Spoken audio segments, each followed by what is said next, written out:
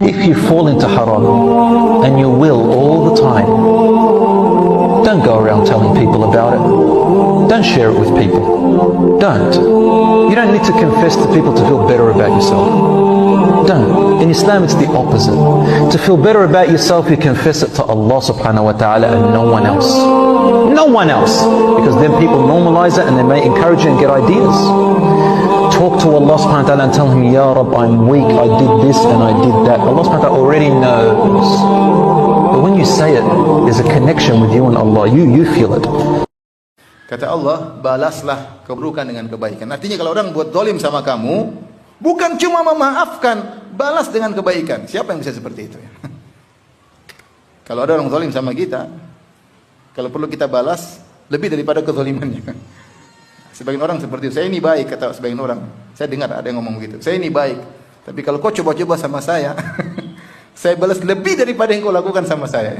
Itu namanya nggak baik. Itu namanya nggak baik. Jadi memaafkan saja sulit tanpa membalas. Sulit atau tidak? Sulit ya. Orang sudah mencaci maki kita, orang sudah merendahkan kita, orang sudah ambil harta kita, orang sudah jatuhkan harga diri kita, orang sudah ganggu keluarga kita. Kita maafkan saja sulit. Apalagi kita balas dengan kebaikan.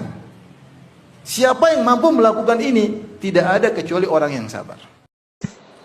Kemudian pelajaran yang keempat, kita berlindung kepada Allah subhanahu wa ta'ala dari semua keburukan yang pernah kita lakukan. A'udzu bika min syarri ma sana'tu. Di sini pelajaran pentingnya Bapak Ibu sekalian, ternyata keburukan itu dari diri kita. Allah memang menciptakan baik dan buruk. Tetapi Allah memerintahkan kita mengerjakan yang baik, melarang kita berbuat yang buruk. Jadi nggak boleh orang bilang, oh saya berzina atau saya berbohong, kan itu takdirnya Allah. Ini nggak boleh. Allah menciptakannya bukan untuk dilakukan. Sebagaimana Allah ciptakan babi, ini babi ya, jangan dimakan, haram sebagai ujian. Nggak boleh orang mengatakan, ya saya makan babi kan Allah takdirkan. Ini nggak benar, gitu kan? Makanya semua keburukan itu yang lakukan dia. Semua keburukan. Allah tidak akan pernah memberikan dukungan terhadap keburukan. Makanya di sini kita bilang, a'udzubika min syarri ma sana'tu. Ya Allah, aku berlindung kepadamu dari semua keburukan yang aku lakukan. Karena kita yang melakukan itu. Bukan Allah subhanahu wa ta'ala. Bahkan Allah selalu mendatangkan sinyal-sinyal agar kita.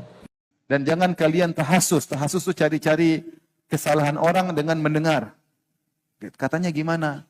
Emang dia bagaimana? Cari berita. Tajassus dengan melihat. Melihat, ngecek sana, nguntit. Namanya tajassus. Dua-duanya dilarang. Tahasus dan tajassus, kalau ingin mencari keburukan orang dilarang. Dan itu buah dari berburuk sangka. Wala tadabaru, wala tabaghadu, wala taqata'u. Jangan kalian saling balik belakang. Jangan kalian saling membenci. Ini semua buah daripada suudzon. Wa kunu ibadallahi ikhwana. Jadilah kalian hamba-hamba Allah yang saling bersaudara.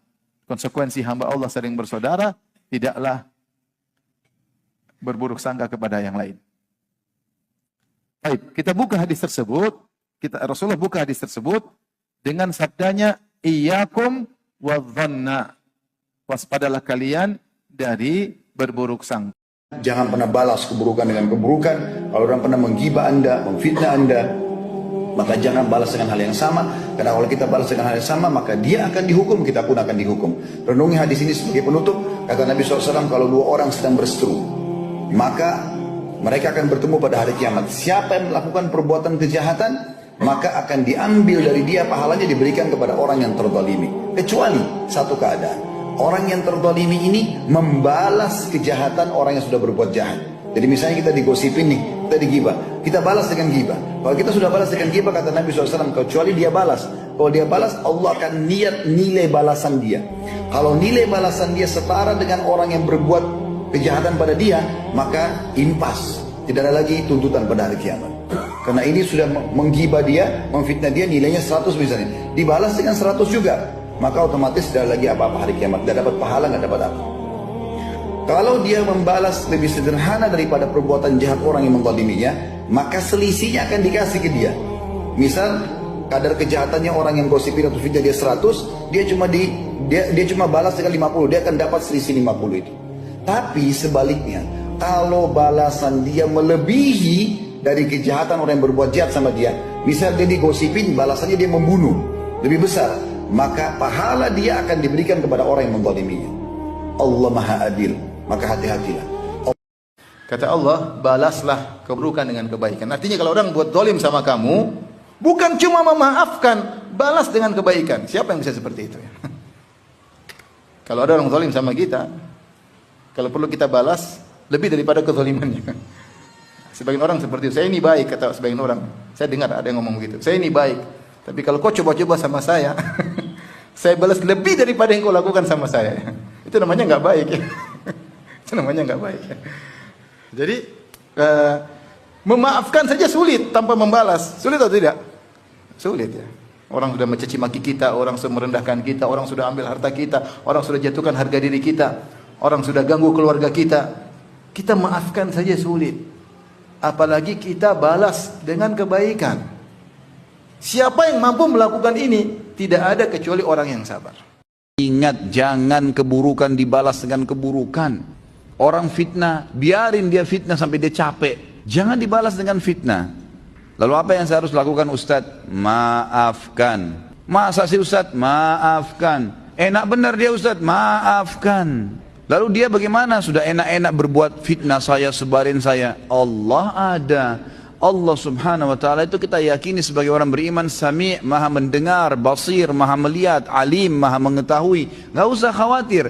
Jadi kalau kita begitu difitnah, langsung awalnya kita maafin. Udah deh saya maafin. Allah mengatakan, wal'afina anin nas. Hati kita steril kembali tuh. Kita mendapatkan pahala karena menjalankan perintah Allah dan Rasulnya. Dia selama tidak minta maaf dengan kita, hukuman Allah tetap datang pada dia. Gak usah khawatir, gitu kan? Apa yang kita mesti khawatirkan? Toh dia akan dihukum sama Allah kok. Ingat, jangan keburukan dibalas dengan keburukan. Orang fitnah, biarin dia fitnah sampai dia capek. Jangan dibalas dengan fitnah. Lalu apa yang saya harus lakukan, Ustadz? Maafkan. Masa sih Ustadz? Maafkan. Enak benar dia Ustadz? Maafkan. Lalu dia bagaimana? Sudah enak-enak berbuat fitnah saya, sebarin saya. Allah ada. Allah subhanahu wa ta'ala itu kita yakini sebagai orang beriman, Sami', maha mendengar, Basir, maha melihat, Alim, maha mengetahui. Gak usah khawatir. Jadi kalau kita begitu difitnah, langsung awalnya kita maafin. Udah deh saya maafin. Allah mengatakan, wal'afina anin nas. Hati kita steril kembali tuh. Kita mendapatkan pahala karena menjalankan perintah Allah dan Rasulnya. Dia selama tidak minta maaf dengan kita, hukuman Allah tetap datang pada dia. Gak usah khawatir, gitu kan? Apa yang kita mesti khawatirkan? Toh dia akan dihukum sama Allah kok. Anak-anak diajarin bukan lagu, Al-Quran, sunnah Nabi, zikir. Kalau dia bisa nyanyi, dapat pahala apa kita? Hah? Gak ada pahalanya. Minimal itu. Tapi kalau dia baca Quran, bapak ibu ajar dia doa, Rabbi gfirli wali walidayya, hafalin. Itu lebih baik daripada 1000 karaoke, 2000 karaoke bahkan. Dosa semua itu kepada Allah. Kenapa harus begini? Dianggap satu program, bangga. Malam minggu pergi sama-sama, la haula wala quwata illa billah. Bukannya diajak ke rumah anak yatim, sedekah. Bukannya diajak melihat keadaan orang-orang miskin tetangga di sebelah. Duduk, panggilin pengaji, tenaga pengajar. Panggilin seorang hafid Quran, kalau anak laki-laki hafidah Quran, kalau perempuan ke rumah. Biarin mereka hafal Quran. Kalau kita belum bisa baca Quran, jangan wariskan keburukan pada anak-anak. Kalau kita nggak bisa ngaji kecuali umur 40-30 tahun, anak-anak harus hafal Quran di umur 10 tahun kalau perlu.